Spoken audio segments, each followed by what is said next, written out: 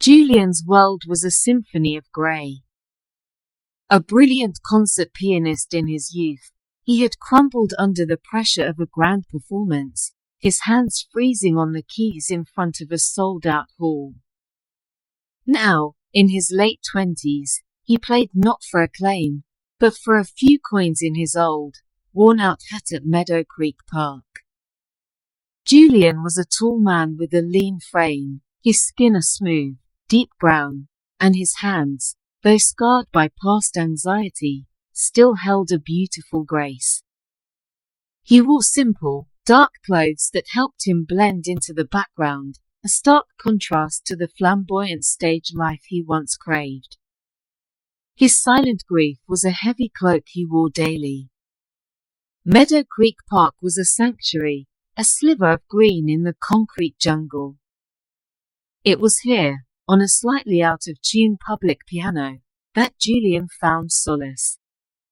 He would play Chopin's melancholic nocturnes and Debussy's ethereal pieces, his music a quiet backdrop to the park's rhythm. Among his regular listeners was Miss Evelyn, an elderly white woman with bright, curious eyes and hair like spun silver. She often brought her small dog and a book, sitting on a nearby bench for hours, simply listening. Miss Evelyn had been coming to the park for over 50 years. It held the cherished memories of her children growing up and her husband's gentle company. One crisp autumn day, their peaceful routine was shattered. A slick, well-dressed white man, Mr. Harding, arrived at the park, flanked by city officials. He was a real estate developer, and his plan was to tear down Meadow Creek Park to build a luxury condominium complex. He announced his intentions with a cold, corporate efficiency, treating the park and its people as an inconvenience to his grand vision. A collective gasp of dismay rose from the community, and Julian stopped playing, his fingers hovering over the keys. Mr. Harding dismissed the park's value, calling it a wasteland and its inhabitants transients. Miss Evelyn, her face tight with anger, stood up and challenged him, her voice trembling with emotion. "This is not just land," she said. "This is a living history. This is our home." Mr. Harding merely smirked, his condescending expression a mask of detached politeness. That evening, as the news of the park's impending closure spread, Julian found himself drawn back to the piano. He began to play, not with his usual gentle sorrow, but with a fierce, burning passion. The music flowed from him a powerful torrent of emotion, a desperate plea for the park he had come to love. People began to gather, a diverse crowd of black and white faces, all drawn by the intensity of his performance. They had heard his music before, but never like this. It was a new sound, a sound of defiance and hope. Miss Evelyn, deeply moved by Julian's performance, approached him after he finished. "That was extraordinary," she said, her voice filled with a newfound resolve.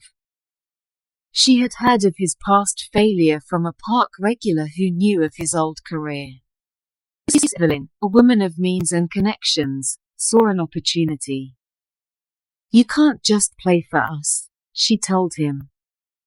"You have to play for them. You have to make them listen." Julian, still weighed down by his past, was hesitant. He had promised himself he would never perform again. But as he saw the faces of the community members who loved the park, he felt a new purpose. His music was no longer just his own, it was for them.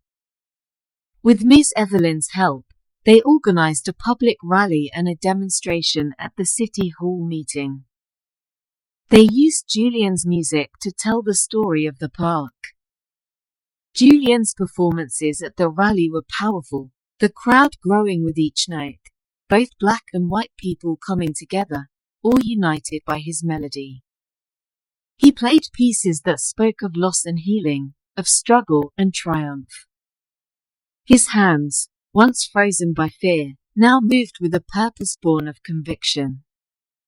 At the City Hall meeting, Mr. Harding presented his plans with slick presentations and financial projections. He tried to discredit their movement, calling it a sentimental fantasy. Then it was Julian's turn. He didn't give a speech. Instead, he simply sat at a piano they had brought in and played.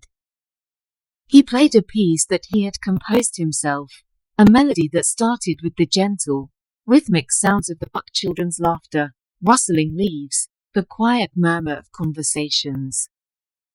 It built into a powerful, heart-wrenching crescendo, a musical representation of the community's sorrow and its fierce will to fight. As the music reached its peak, it was no longer just a performance, it was a testament to the soul of the park. Even Mr. Harding looked shaken, a flicker of humanity in his cold eyes. When the music faded, there was a stunned silence, followed by thunderous applause from the public benches. The City Council, visibly moved, voted to put the project on hold for a full review, citing the immense community opposition and the deep cultural value of the park. It was a victory, but it was just the beginning.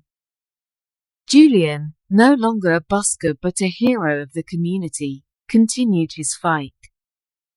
He started a crowdfunding campaign to maintain and improve the park, using his music to raise awareness. He gave free piano lessons to the children of the community, both black and white, and the park's piano became a symbol of unity. He had not only saved the park but had also redeemed himself, proving that his music was not a measure of fame, but a powerful force for change. The melody of Meadow Creek Park would continue to echo, a sound of resilience and a reminder that true value is found not in profit, but in community.